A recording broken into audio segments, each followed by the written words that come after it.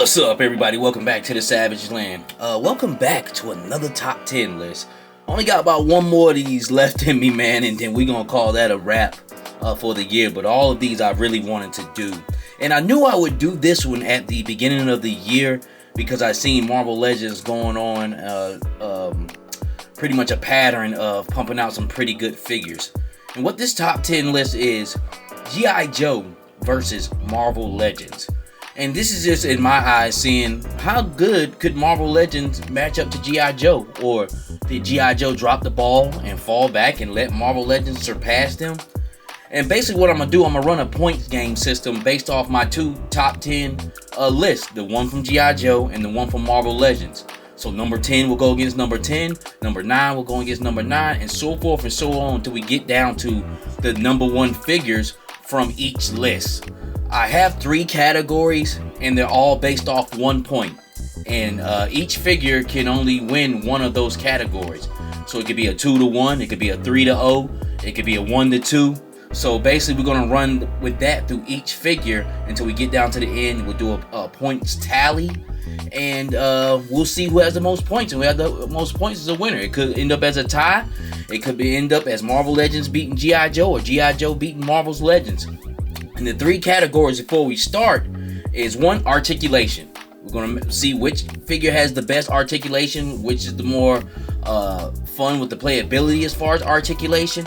And if whichever figure has the best one will win. There will be no locks in each of the categories, basically like that. But it can be a lock on the points tally at the end. Somebody's going to have to win in each of these 3 categories.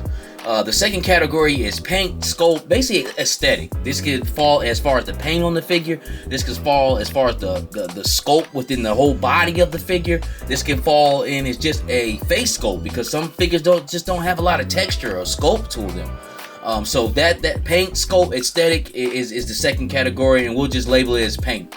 That's what I put on the paper. I put that and mark that down as a P if you won that. And then the third one being the accessories.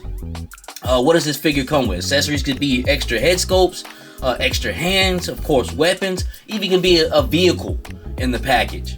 Okay, well, whatever is extra besides the body of this character is your accessories. Basically, it's what we're going off of. So let's not wait any further. Let's go ahead and get on with this game because we have to go through all 10 slots, and let's jump off with it. So the first characters going up against each other is the number 10 spot is Action Marine Sniper and from the G.I. Joe, and the Ghost Rider deluxe figure from Marvel Legends. As far as the articulation, it looks like the Action Marine Sniper is going to win that category as far as articulation. The Ghost Rider, he lost out in this category because his head cannot move up. It's pretty much in that one spot because of his flame effect. As far as his articulation in general, just basic same old run-of-the-mill Marvel Legends. Action Marine Sniper is a woman with double jointed arms, double jointed legs, and she actually can get pretty busy. Now, she doesn't have an ab crunch or anything like that, but she's very easy to move around, so she wins in the articulation department. Next up, paint, sculpt, aesthetic between the two. Once again, that goes to the Action Marine Sniper, because one, she comes with 3 different head sculpts, which looks great. They got paint on her face like camo paint. Then she has camo paint throughout her body. Then she also has 2 different skin tones. So she wins in that category, like hands down. Last category between these 2 characters is accessories. And that has to go to Ghost Rider. Comes with great flame effects. Comes with a bike. The bike, just alone, the flame effects has him in for a lock. And then he has a couple of extra hands. So he wins in the accessories category. But with that number 10 spot, it's 2-1. Next up is the number 9 sector, and we're talking about the Techno-Viper from G.I. Joe up against Crystar from Marvel Legends. Articulation, I would give that to Crystar. It's run-of-the-mill articulation from Marvel Legends, but you can move this guy around versus the Techno-Viper.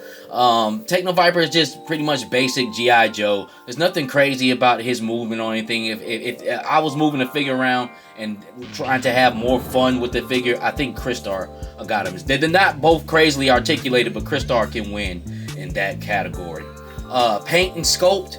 The second category, I have to give that to Crystar. Crystar, just simply because his sculpt, his crystal sculpt looks freaking amazing. Techno-Viper looks good, but that Crystar is one of a kind. There's not a lot of clear figures running around that looks that good. So he wins also in that. So Crystar is up to the zip. Accessories.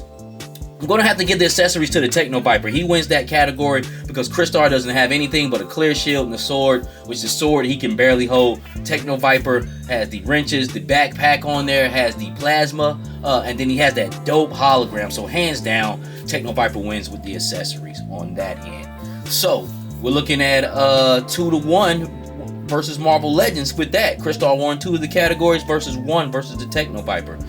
Next up is number 8 in these categories. We're looking at Torch versus She-Hulk. Okay, I had Torch at number 8 at G.I. Joe, so he wins the articulation segment of that because he has the G.I. Joe standard articulation. She-Hulk did not win the articulation slot because of her hair. Her hair, basically, man, it hinders her from doing a lot. She almost has to be static at sometimes, but the hair it is beautiful. The hair is going to come through in the next category, which is paint and sculpt. That's what She-Hulk wins at. Hair, beautiful. Has plenty of green shading in it. Looks awesome. Face sculpt, marvelous. This is one of the most beautiful women Marvel Legends characters that I ever seen. Next up in the category, accessories. That goes to Torch. Torch has a great flamethrower. Several different flamethrowing pieces. I like his 2 9s on his side. So either one of them didn't have too many accessories, but I really wish She-Hulk had more hand expressions and another face sculpt, maybe with a ponytail so he can move the head around. So she loses in that category. So we jump back over to the G.I. Joe side, 2-1, winning in the number 8 category as far as G.I. Joe versus Marvel Legends. Number 7, we got a good one here. 2 characters that were brought back up basically as a revamp. We got Duke versus Sabretooth. So let's start with articulation. Articulation, I'm going to give that to Sabretooth. Sabretooth is a big boy that I can move around with ease. Duke is not bad. It's pretty much standard G.I. Joe articulation, but he's not the most articulated thing in the world. Doesn't have horrible articulation, but I've gotten busy with Sabretooth. I can squat down. I can definitely can do some things with him. Next up, paint and sculpt. Paint and sculpt, I'm going to give that to Duke. They did a great face sculpt on him. Far as his aesthetic, just the way he looks overall, with the green pants and the beige shirt, I think Duke looks awesome. So he's gonna win the paint and sculpt. So we're looking at 1-1 so far. Last category, accessories between these 2 guys. I gotta give the accessories to Duke.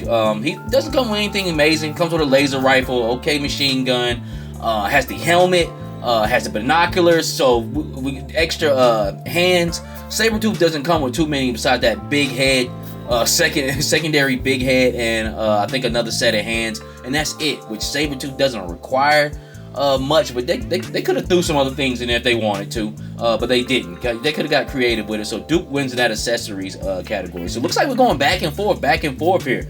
Duke wins 2-1 in round 7.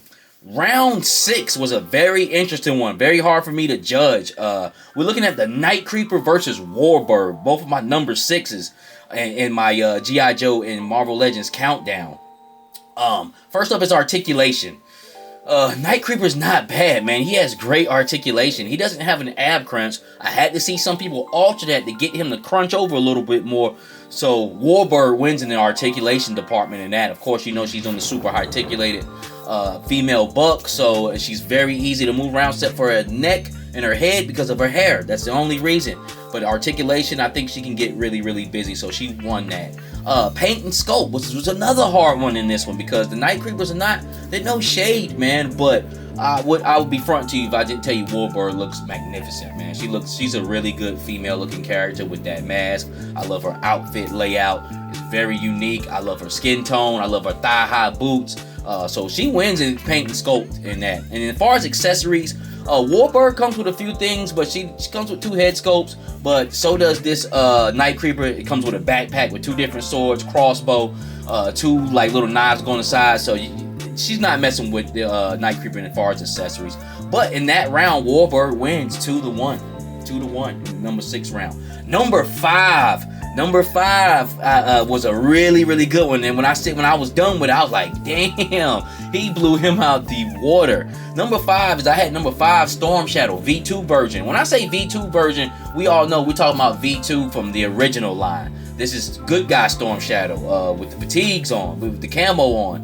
And then I had number 5 Venom. The new Walmart exclusive Venom came in number 5 on my Marvel Legends list. Y'all not gonna believe this, so I'll go ahead and just lay it down.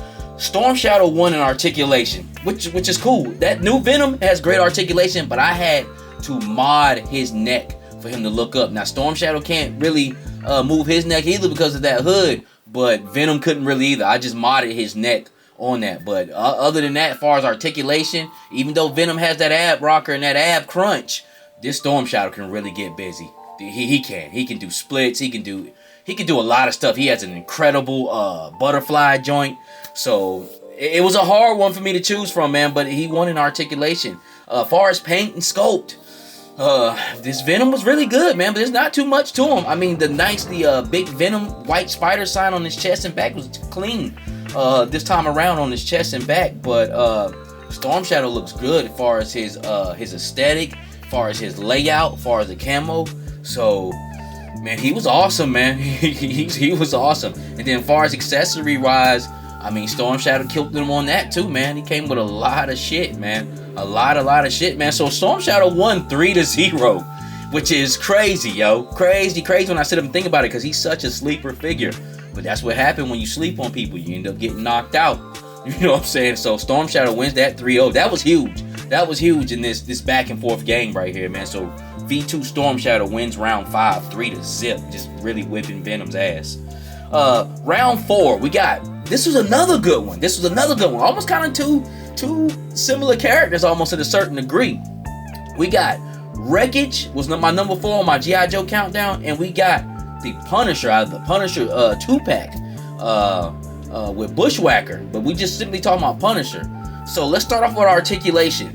Of course, that Punisher beats out this Wreckage. The Wreckage, of course, has a standard G.I. Joe articulation. It's not bad, but this Punisher is on the super articulated buck. He has the ab crunch and the ab rocker. Very nice soft figure that can really move around. So he gets that hands down articulation-wise. Next up, paint and sculpt. That goes to Wreckage.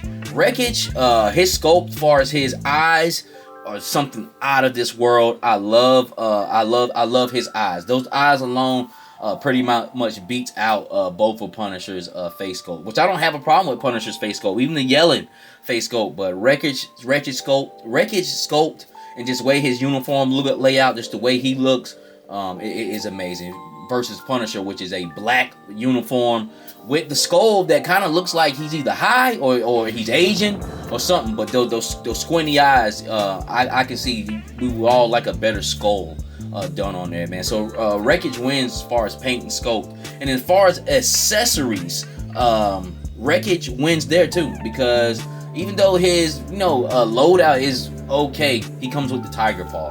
You can't beat that, which pretty much the Punisher's accessories, he got the little grenade hand things and the extra hand scope, but he can't beat that tiger paw, even with Bushwhacker coming along with him. You can't beat that 2-pack there. So they're technically both kind of like 2-packs, but Wreckage wins there. So Wreckage wins that round 2-1. He beats out the Punisher 2-1 in round 4. So round 3, we got the Navy Diver versus Wolverine, the Astonishing Wolverine, which was another, it got really down to the nitty gritty kind of when it got down to this end, because I love both of these figures, man. I really do, man. And we'll start off with articulation. Wolverine's on that super articulated buck with the ab rocker, ab crunch.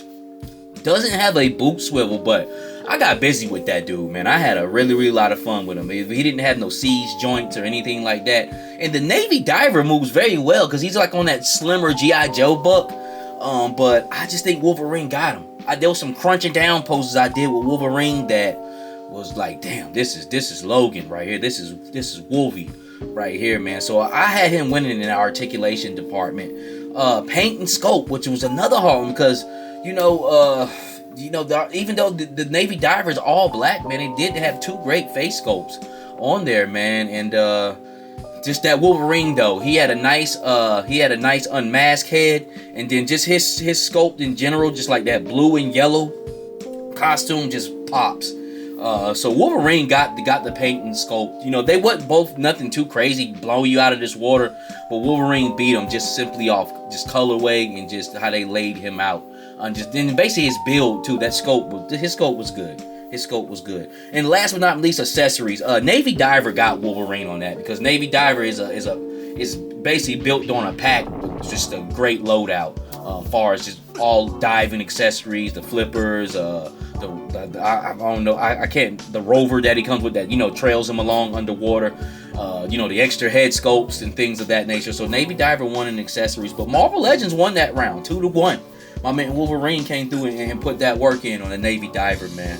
So we're gonna go to round 2. We're getting down to the nitty gritty here. In my round 2, I had Twilight Guard for G.I. Joe versus my boy Cable from Marvel Legends. So this was an interesting one, man. I had to sit down and really think, like, God dog it. But we'll go off our articulation first, and I'm going with the Twilight Guard winning. They're not both too crazily overly articulated figures, but Cable is nothing special when it comes to articulation. He doesn't have bad articulation, but that Twilight Guard, basically this came down to which articulation is better as far as brands, G.I. Joe or Marvel Legends, and G.I. Joe will always beat out Marvel Legends as far as articulation, just their basic articulation. And then let's go with paint and sculpt. We got to go with my boy Cable because it's hard to beat that head sculpt. He could use a little bit more paint on his outfit, but his outfit looks great altogether. Then he has a sculpted metal arm, and then, like I said, what really won that for Cable was his face sculpt. Once again, Twilight Guard has no face sculpt or anything like that. And then, last but not least, accessories. We're going to give that to the Twilight Guard. And I'm not talking about because he came in that big loadout pack, because all of those guns suck. But far as his accessories, as far as his overlays, far as his sword, his side piece, I think it just still beats out Cable's extra accessories. Just period. Because the Cable didn't really come with too much, to be quite honest with you, man. So neither one of them was great. But as far as what the Twilight Guard came with, I'm liking that because I'm not using Cable's guns. I actually put another gun in Cable's hands beside the guns that he came with. So Twilight Guard won that. So Twilight Guard won that round 2-1. And yeah, so another round going to G.I. Joe. And then last but not least, we're gonna go with both of my number ones. My number ones was Road Pig, and my number one was Odin from Marvel Legends, man. And we'll start off with articulation. I'm going to give that to Road Pig. He's a big boy, but he's definitely a big boy that can move. I definitely had a lot of fun with him. My man Odin, he can move too. He's not necessarily like a Diamond Select, but I haven't been having problems with seized up joints with him. And then he's so big and thick, a lot of him is almost like a single jointed. He's not a double jointed really character like that because he's just so wide. So I have to just basically give it to my man Road Pig on that. And then the second category, paint, a sculpt, pretty much aesthetic, hands down. There's not even to talk about it. That goes to Odin. That is one of the greatest Marvel Legends I've ever brought, simply just because of his paint and sculpt. He's a throwback to the old Toy Biz toys and just different things that he comes with. Now, accessories, the last category was almost kind of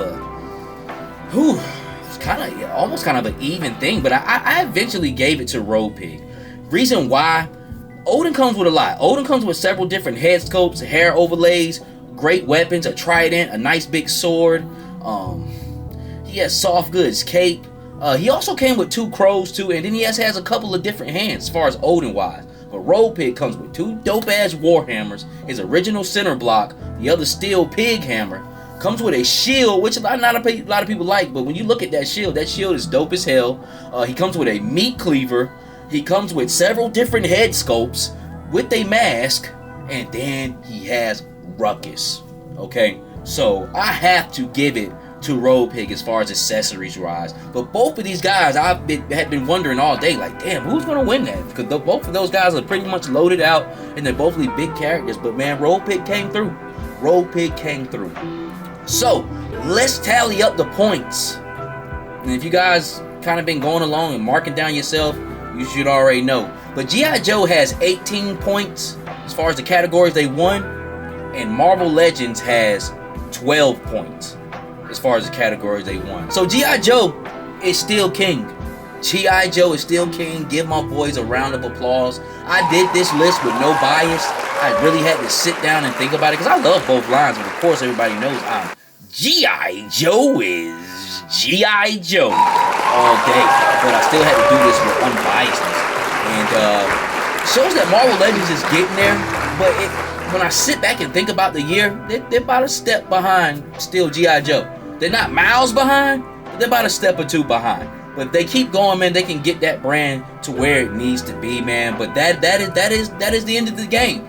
G.I. Joe won by 6 points. It's 18 points to 12 points out of 3 categories. I think that were pretty solid, man.